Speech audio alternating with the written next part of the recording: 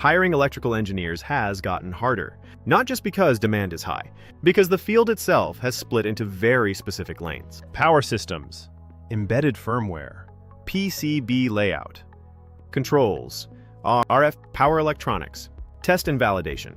Those aren't interchangeable skill sets, and that's where a lot of hiring processes break down. A resume says circuit design, but did that person actually route a complex multi-layer board? Have they dealt with signal integrity issues?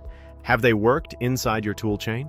Have they built something that had to survive production, testing, field use, or regulatory constraints? That's the difference that matters. When you're hiring for electrical engineering, broad technical staffing usually isn't enough.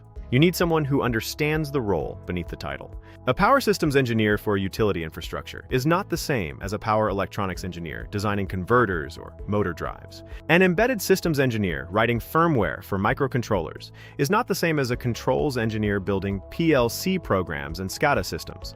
The words may sound close. The work isn't. And when those differences get missed, you lose time. Interview cycles get wasted. Projects slip. Your team ends up explaining basic technical context to recruiters who should have understood it before the search started. At KORE1, we place electrical engineers across the full range of EE work. That includes power systems engineers, circuit and PCB design engineers, controls and automation engineers, embedded systems engineers, power electronics engineers, RF and microwave engineers, test and validation engineers, and systems engineers. The point isn't just filling a title. It's understanding what the person actually needs to do. Are they designing, debugging, commissioning, writing firmware, supporting production, leading a hardware team? Those details change the candidate profile, and they change the search. The best electrical engineers usually aren't sitting on job boards. They're already working. They're heads down on a project.